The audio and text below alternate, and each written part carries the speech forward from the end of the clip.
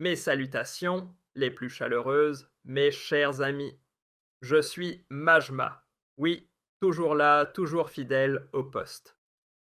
J'espère de tout cœur que votre quotidien se déroule à merveille, que votre santé tient bon et que votre morale est au beau fixe.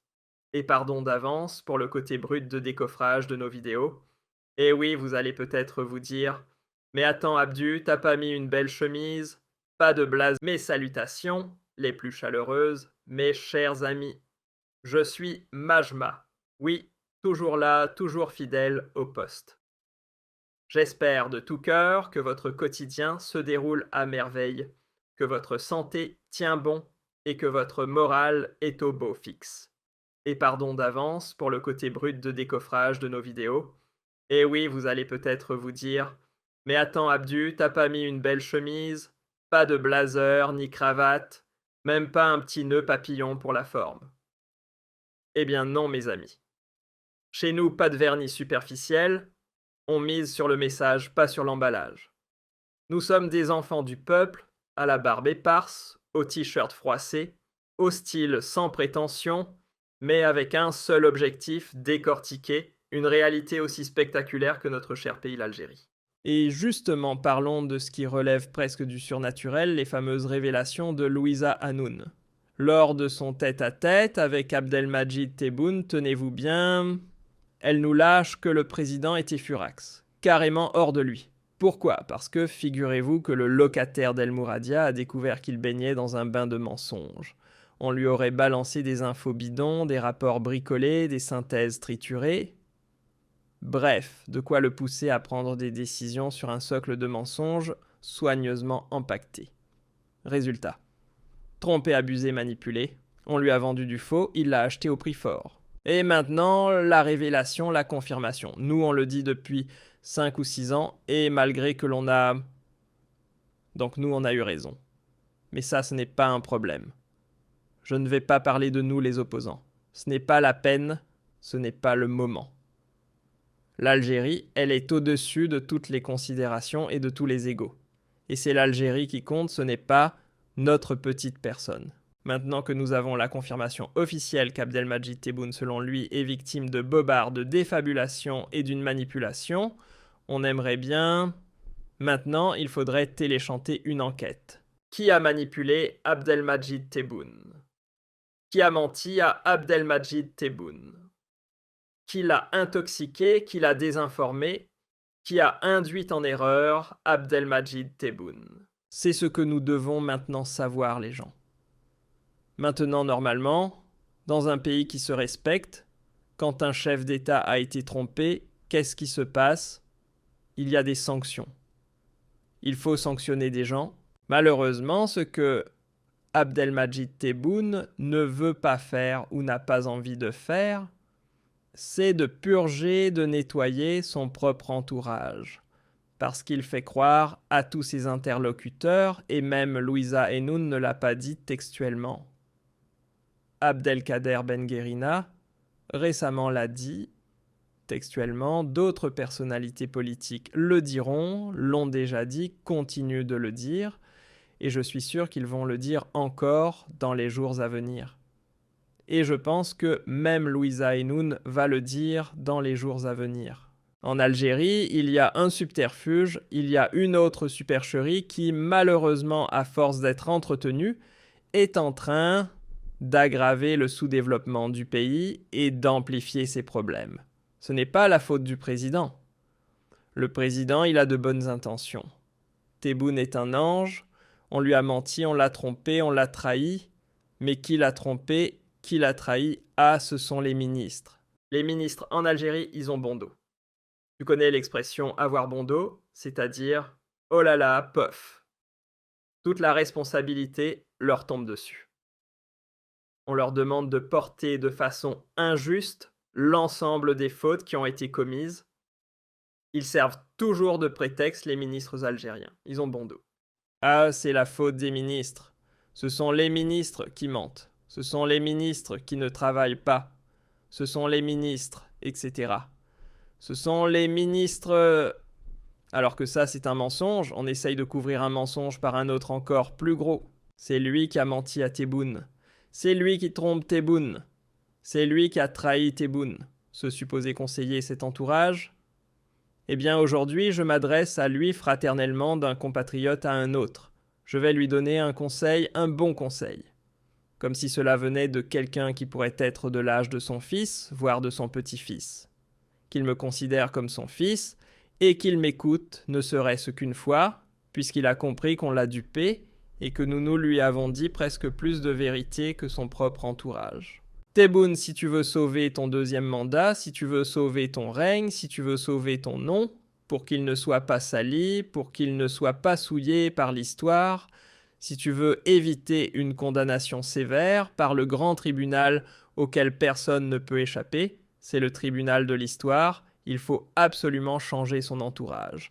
Il faut absolument changer son entourage, monsieur Tebboune. Abdelmadjid Tebboune ne peut pas continuer à faire croire à ses interlocuteurs, les hommes politiques et les femmes politiques, que tout est de la faute des ministres.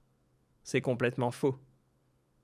Le malheur de l'Algérie a été le fameux décret présidentiel du 26 septembre 2020. C'est le décret numéro 23331 qui a réorganisé les services de la présidence de la République et qui a accordé des super-pouvoirs et des privilèges inquiétants à tous ses conseillers et notamment à son directeur de cabinet, le fameux Boualem Boualem. Les conseillers de Tebboune, depuis ce décret présidentiel, et notamment son directeur de cabinet, les fonctionnaires de la présidence de la République, ont constitué, depuis ce décret présidentiel, un gouvernement parallèle. L'Algérie n'est pas dirigée par les ministres, il faut arrêter de mentir, ni par le Premier ministre. On a eu un Premier ministre qui a été longtemps fantomatique avant Sifir Rib. Son prédécesseur, il a été longtemps, je dis bien longtemps fantomatique. Mais quand je l'ai vu, je me suis dit que ça allait faire le plein. Et quand il est parti, quand il a démissionné, je parle de Nadir Arbaoui, qui a été Premier ministre quand même pendant pratiquement 2 ans, presque 3 ans. Nadir Arbaoui qui a entendu parler de lui. Quand Nadir Arbaoui est parti, quelqu'un a-t-il ressenti une différence? A-t-on pu lui reprocher quoi que ce soit ou l'attaquer sur quoi que ce soit? Nadir Arbaoui est resté Premier ministre depuis novembre 2023 jusqu'à août 2025, presque 2 ans. Il n'a jamais exercé le moindre pouvoir. Pourquoi? Parce que le véritable pouvoir en Algérie est détenu par les fonctionnaires, les conseillers et les collaborateurs du palais présidentiel d'El Mouradia. Le pouvoir est à El Mouradia. Jamais au grand jamais, y compris pendant les heures les plus glorieuses. Même lorsque le prestige du régime de Bouteflika avait atteint son plus haut niveau, jamais le pouvoir n'avait été aussi concentré entre les mains d'une seule institution, qui est l'institution présidentielle, qui est le palais présidentiel d'El Mouradia, comme c'est le cas aujourd'hui à l'époque de Tebboune. Tebboune a présidentialisé de façon absolue le pouvoir algérien. Le gouvernement, le Premier ministre, les services de secret, y compris l'état-major de l'armée nationale et populaire, ont perdu toute leur aura, leur prestige, leur influence et leur capacité d'intervenir dans les dossiers ou les affaires régaliennes de l'État. L'armée nationale et populaire a traversé Shangri-La et a consulté. Tebboune se concerte avec Shangri-La sur certains aspects militaires et sécuritaires. Mais tout ce qui est économique, tout ce qui est politique, tout ce qui est juridique, judiciaire, tout ce qui relève de la société civile, de la gestion des affaires de collectivités locales, des affaires de liberté publique, individuelle, Tebboune a un pouvoir absolu. Il n'a jamais eu un Premier ministre charismatique très compétent, influent ou rayonnant. Pourquoi? Parce que le gouvernement parallèle du palais présidentiel de Mouradia a trop fait de l'ombre au gouvernement réel. Et les personnes qui ont menti et qui ont trompé Tebboune, ce ne sont pas les ministres, ce sont les conseillers. Quel est le pouvoir d'un ministre aujourd'hui à Jma? quel est le pouvoir d'un ministre face à un conseiller comme Kamassidé Saïd, comme un secrétaire particulier comme Ahmad Hachamirouj, quelqu'un conseiller comme Abdelatik Belkayem, ou le directeur de cabinet comme Boualem Boualem, et d'autres encore appellent directement les ministres et leurs cabinets au téléphone pour leur donner des instructions. Les ministres en Algérie reçoivent leurs instructions de la part du palais présidentiel et non pas de la part de leur premier ministre. Nadir Arbaoui l'a dit 1000 fois dans les coulisses. Ils s'en sont plaints, ils s'en sont émus. Il a même exprimé son indignation à maintes reprises. Il a toujours été court-circuité par les conseillers de Tebboune. Le directeur de cabinet de Tebboune Boualem a plus de pouvoir que le Premier ministre. Même les requêtes des investisseurs étrangers concernant les blocages de leurs investissements, concernant les litiges qui les opposent à l'administration algérienne ou au gouvernement algérien, c'est une prérogative qui était entre les mains du directeur de cabinet de Tebboune. Les enquêtes d'habilitation sur tous les responsables du pays sont entre les mains du directeur de cabinet de Tebboune. Tout est entre les mains du cabinet de Tebboune. Les instances régaliennes de l'État ont perdu toutes leurs prérogatives, leur vocation et leur mission au profit d'un gouvernement parallèle qui s'était établi au palais présidentiel de Mouradia. À l'époque de Bouteflika, il y avait des conseillers puissants.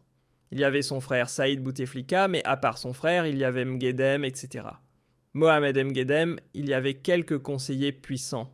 Mais ils n'ont jamais été plus puissants que Wihia Fousselen, que Yezid Zerhoun, le ministre de l'Intérieur, que le ministre des Affaires étrangères, que Mourad Medelsi, que Abdelkader, que Bouchouer, Abdelkader Bouchouer.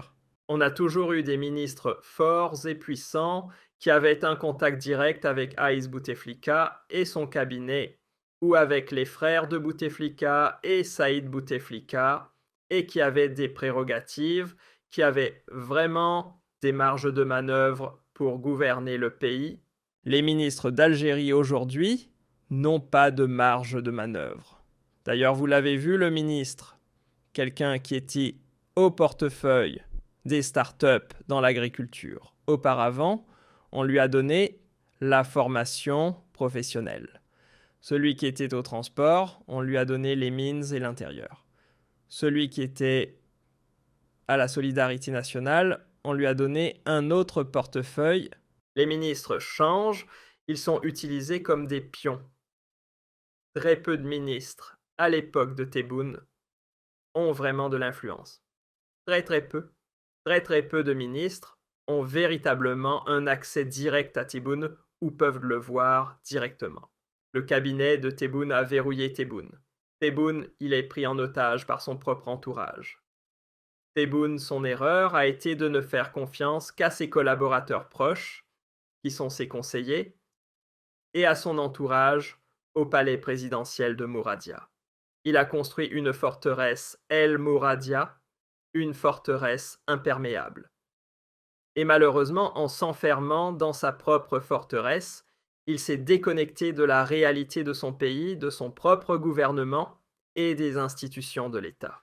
Du coup, aujourd'hui, tout ce qu'il a comme information, tout ce qu'il a comme données, lui est communiqué, fourni et transmis par ses conseillers. Il y a des ministres qui envoient des rapports, qui lèchent les conseillers quand ils atteignent le filtre, quand ils arrivent au niveau de la forteresse. Les gardiens de la forteresse, qui sont les conseillers de Tebboune, peuvent les manipuler, peuvent les changer, peuvent les falsifier, peuvent les modifier, peuvent les commenter. Il y a des ministres qui sont appelés par les conseillers de Tebboune pour leur demander, et les conseillers leur demandent, au nom de Abdelmadjid Tebboune, de changer leur rapport, de modifier leurs décisions, de réorienter leur position, de transformer des bilans, etc., en leur faisant croire que c'est Abdelmadjid Tebboune lui-même qui leur a demandé cela. Comme le ministre ne peut pas vérifier avec le Premier ministre, comme le Premier ministre ne peut pas vérifier avec Tebboune, donc on croit que c'est Tebboune qui gouverne. En réalité, Tebboune. Il y a plusieurs décisions, et je peux donner des milliers d'exemples des marchés avec Sonatrach, des marchés avec Sonarem, avec Sonalgaz, des décisions économiques avec les banques, des décisions par exemple en matière judiciaire. Il ne donne pas de solution. Ses conseillers agissent de façon autonome et indépendante. Ils manipulent, ils désorientent, et ensuite ils se réfèrent à Abdelmajid Tebboune en lui décrivant une réalité qui est totalement maquillée selon leurs propres besoins.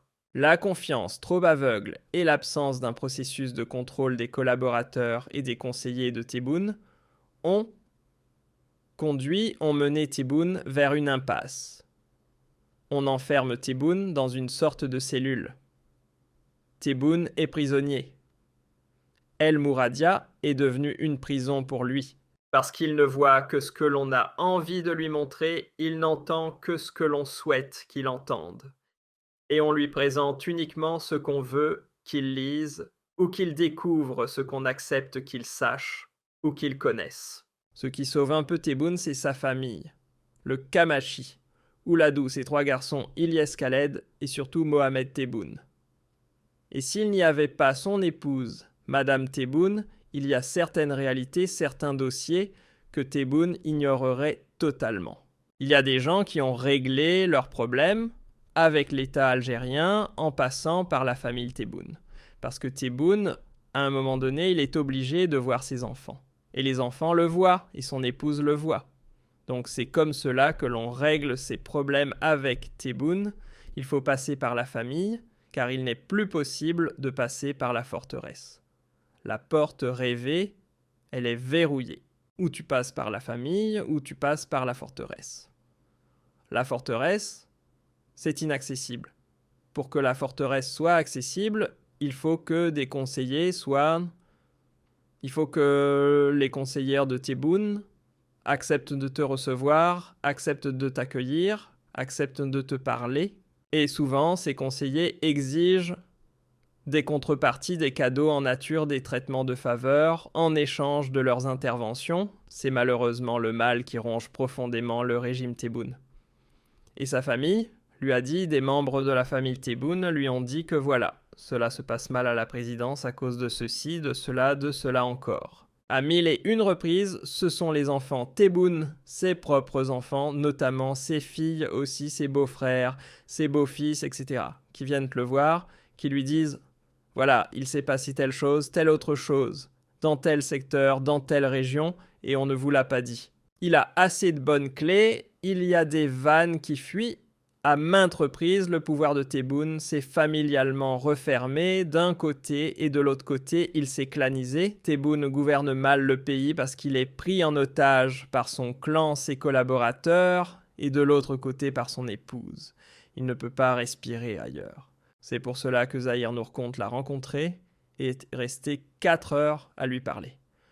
Parce qu'il n'a pas accès à la réalité, les médias. Heureusement qu'ils existent sur les réseaux sociaux, ils nous voient un peu. Mais comme ses conseillers l'ont intoxiqué, ils lui font croire que Abdel Samar est payé par les Marocains, payé par les Français, payé par les Qataris.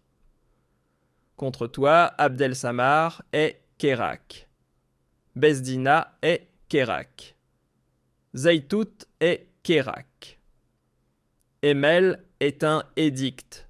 Gaïkara aussi. Donc comme ses conseillers le manipulent contre nous, ils lui disent « Tes opposants ne sont pas sincères, tes opposants ne sont pas sérieux, ne sont pas nationalistes, ce sont des traîtres. » Donc lui, à force d'écouter ce discours 24 heures sur 24, avec ses collaborateurs, il a fini par y croire. Et comme il est âgé et comme il est naïf, il est rusé Tebboune, rusé dans les complots, dans la manigance. Mais il n'a pas cette intelligence tactique qu'Abdelaziz Bouteflika avait. Bouteflika était un esprit critique. Bouteflika, il était même boumoudien. C'est Ahmed Ghazali, que Dieu ait son âme, qui l'a dit de Boumedienne. Boumedienne et Bouteflika, c'étaient des présidents qui écoutaient les avis contraires, qui recueillaient, qui demandaient plusieurs avis, qui essayaient de voir et de prendre en considération tout ce que les sensibilités de leur entourage, toutes les sensibilités du pays, leur disaient et qui s'informaient au-delà de leur cercle proche. Bouteflika, il s'informait au-delà de son cercle proche. Il n'était pas prisonnier de ses conseillers et de sa famille. Il écoutait les gens, il lisait, il demandait des contre-expertises, des contre-rapports. Boumedienne le faisait aussi. Tebboune non. Tebboune il est aveuglé par la confiance qu'il accorde à certains de ses proches et de ses collaborateurs. Il ne vérifie pas. Il n'a pas d'esprit critique par rapport au monde de son entourage. Quand il découvre qu'on lui a menti, il s'énerve. Il lui arrive de punir, il lui arrive de bouder un conseiller, de le menacer, de lui crier dessus, de le rappeler à l'ordre de l'insulter. Mais après quelques semaines, parfois quelques mois, il revient à de meilleurs sentiments. Mais à part Mohamed Bouaké, son ancien chef de cabinet du port de Rouget qu'il a emprisonné, il n'a jamais sanctionné directement un membre de son entourage. Et encore, on a vu ce que c'était, on en a parlé, une machination judiciaire, etc. Une manœuvre clanique, un problème, une lutte de clans à l'intérieur même de l'entourage de Tebboune. Tebboune ne veut pas sanctionner. Pourquoi ? Parce qu'il pense que comme il a traversé, comme la majorité de ses conseillers aujourd'hui étaient à ses côtés lorsqu'il a fait sa traversée du désert de 2017 à 2019, était à ses côtés lorsque son fils était en prison, en 2018 était à ses côtés lorsque la campagne pour les élections présidentielles de décembre 2019 était très dure, très rude, donc il ne veut pas sanctionner parce qu'il fonctionne à l'affect. Enfin, il fonctionne à l'affect. Ah, ce sont des gens qui m'ont soutenu. Ce sont des gens qui étaient à mes côtés. Donc, je ne peux pas me débarrasser d'eux. J'ai besoin d'eux. Malgré tout, ils sont loyaux à mon égard. Et donc, ils sont dévoués. Ils me sont totalement dévoués, je les garde. Donc la compétence, l'honnêteté, l'efficacité, ce sont des notions qu'Abdelmadjid Tebboune n'utilise pas pour évaluer ses proches et ses collaborateurs. Et c'est ça le problème de l'Algérie. Donc Abdelmadjid Tebboune arrête de croire que ce sont les ministres. Je vous assure, je vous jure qu'Abdelmadjid Tebboune pourrait ramener les meilleurs technocrates du monde. Ils ne pourront